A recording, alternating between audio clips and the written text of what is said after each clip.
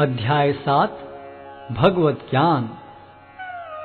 श्री भगवान ने कहा, हे प्रथापुत्र, अब सुनो कि तुम किस तरह मेरी भावना से पूर्ण होकर और मन को मुझ में आसक्त करके योगाभ्यास करते हुए मुझे पूर्णतया संशय रहित जान सकते हो।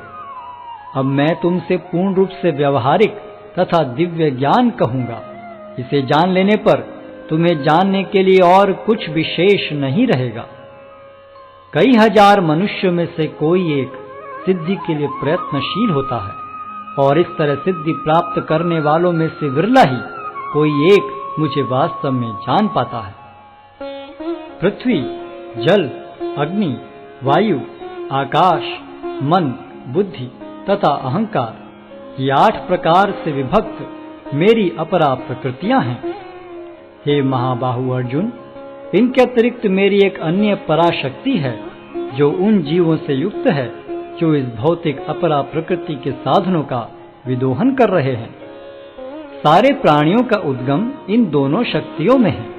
इस जगत में जो कुछ भी भौतिक तथा आध्यात्मिक है, उसकी उत्पत्ति तथा प्रलय मुझे ही जानो। हे धनंजय, मुझसे श्रेष्ठ कोई सत्य नहीं है।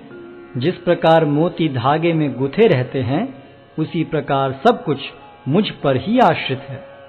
हे कुंती पुत्र, मैं जल का स्वाद हूँ, सूर्य तथा चंद्रमा का प्रकाश हूँ, वैदिक मंत्रों में ओंकार हूँ, आकाश में ध्वनि हूँ तथा मनुष्य में सामर्थ्य हूँ।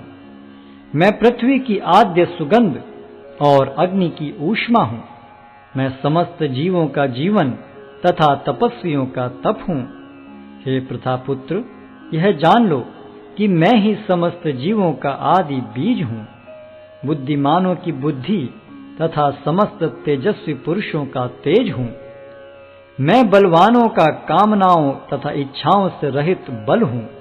हे भरत श्रेष्ठ अर्जुन, मैं वह काम हूँ जो धर्म के विरुद्ध नहीं है। तुम जान लो कि मेरी शक्ति द्वारा सारे गुण प्रकट होते हैं, चाहे वे सतोगुण हो, रजोगुण हो या तमोगुण हो।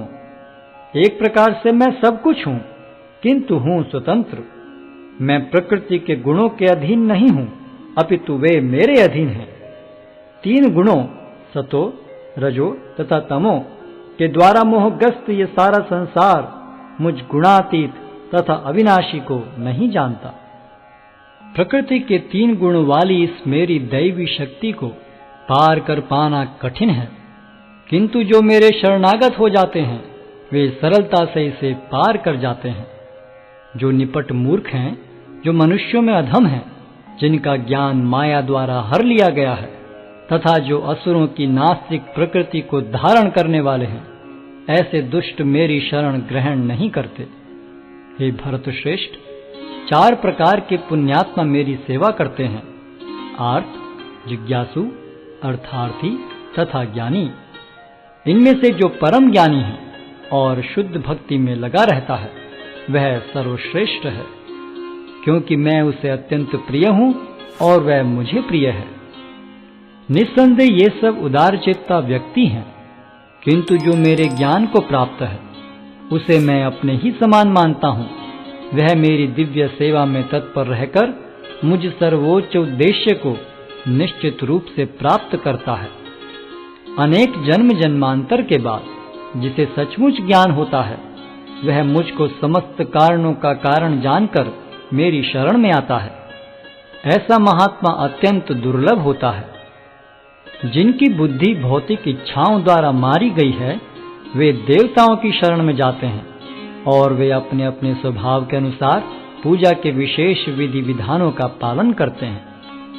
मैं प्रत्येक जीव के हृदय में परमात्मा स्वरूप स्थित हूँ।